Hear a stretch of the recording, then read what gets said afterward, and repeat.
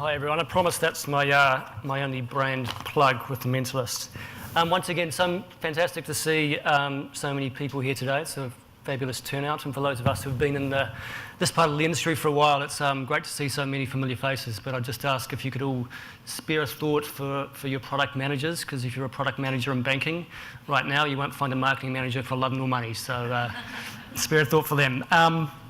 Thanks also to the MA for putting this on. I know it was a big ask to get us all here today, and a little bit of coercion was involved, but the turnout speaks volumes for the interest, so good job, guys. So my spin on this is going to be starting with this thought, which is brand differentiation, and hopefully it might trigger a couple of comments and questions later on as we go.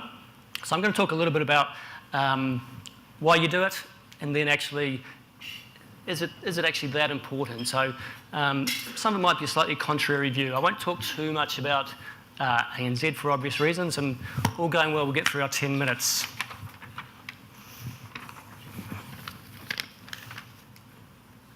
All right, so this is a good exercise because it made me think a little bit about some of the basics as well. And there's some interesting characteristics of the category. I actually think it is reasonably commoditised. At the end of the day, you go to a bank to look after your money, and we provide a bunch of services to help you do that. So we sell home loans, credit cards, etc., etc. Reasonably pretty much the same kind of deal. But there's this weird thing. It's a very personal relationship. Your relationship with your money is very intimate to you. You don't share it with anybody apart from your partner, and many people don't actually share that with their partner even. So it's an intimate relationship you have with the bank, but there's this weird paradox that actually your engagement's relatively low. Dare I say that as a bank marketer, but it's relatively low. And that creates this kind of ambivalence. So with that in mind, and it's in a largely commoditised category with a reasonably low level of engagement, it makes the purpose of branding all the more important. But to differentiate, you need some basis to do it. And there's a couple of starting thoughts for me.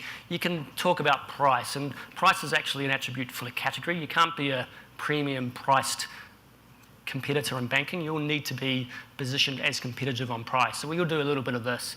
This just says that we're in the game. But actually what we know is that to own this attribute, which we all aspire to, that's actually a driver of how strong your brand is, as much as how much you spend doing this kind of stuff, advertising on price. So the point of what I'll talk about a bit more is it's not so much about how you choose to differentiate yourself, it's how strong you make your brand in the first place, and then you can imbue that brand with the right cues and the right attributes, which then will drive differentiation. Secondly, channel. I think, I love this quote from Bill Gates, which is to the effect of we overestimate the impact of technology change in 3 years, but we greatly underestimate the impact in 10. And mobile has been a bit like that in banking. It was and is changing our world, but it's taken maybe a little bit longer than we thought. And when we all kicked this off, there was kind of reasonably big jumps as we all built apps and so forth. But now we've kind of all got back to a relative point of parity. A lot of people will know we're about to kind of get into the world of mobile payments, but again, we'll be kicking that off at a relative point of parity. So although channel's important, I'm not sure if there's that much opportunity to differentiate on that.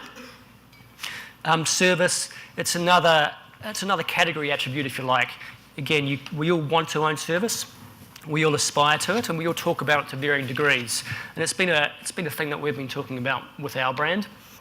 But there's an interesting learning for us, which is when we did the brand change, and obviously it was a big deal. When we asked customers what are you going to be concerned about, we did a lot of research beforehand, and people told us that service was the thing that they were worried about. Never mind the fact that we had the same service model. In fact, we were moving ANZ to a national bank operational model and service model.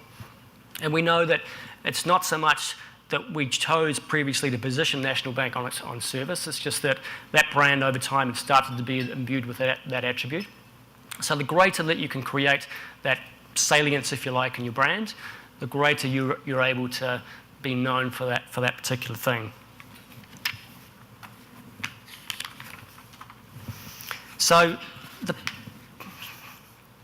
what I'm getting to is that it's not just about differentiation, it's about distinctiveness. And distinctiveness is about creating a brand which is recognisable and creating a brand which is memorable. They're the kind of building blocks of creating differentiation. I heard there's a lot of quotes to the effect of when you're looking for a bank product, you consider on average 1.7 banks. So obviously you consider your own and you might choose another. So the key thing for any brand in this category and all categories is to be the next brand that you choose, and making your brand stand out first and foremost and be recognised, and then being able to drive a point of differentiation off it. So in terms of how you do that, I've got a couple of thoughts. You need to have stuff which is unique. You need unique brand assets. That means you need advertising vehicles, you need colours, you need sounds, you need music.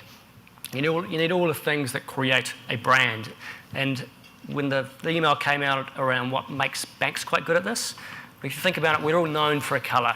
We've always been reasonably recognisable as brands. So I think this is probably something that the banks have got sorted reasonably well.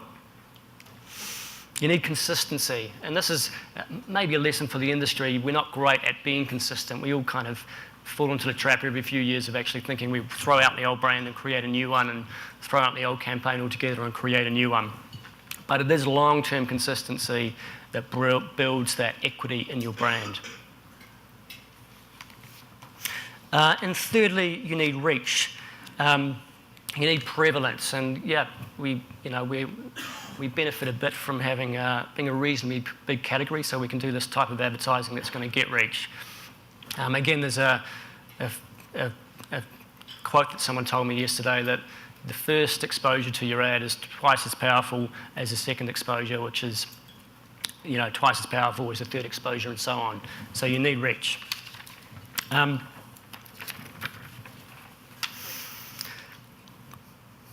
Right, so when you've got these things, these are the building blocks. Obviously, you need more. You need a message. We need to tell you something which is relevant, which is the point of whatever your communication is, and you need to say that in an engaging and compelling way, which is the point of trying to drive great creative.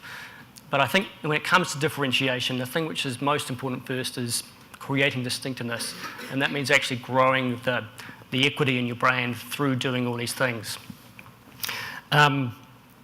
In some respects, it's a case of paying more attention to how you say it as much as what you say, and remembering the thing around the telescope's not a bad example, that your customers aren't trying to figure out what your brand stands for. They're just trying to get through their day, and they'll choose the brand which they think is most convenient to them and which resonates most with them.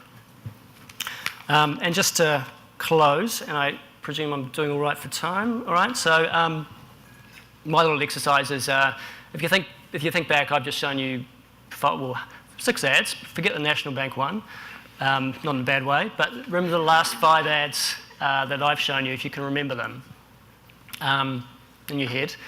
I'm guessing you could probably pick a couple in terms of what they actually said.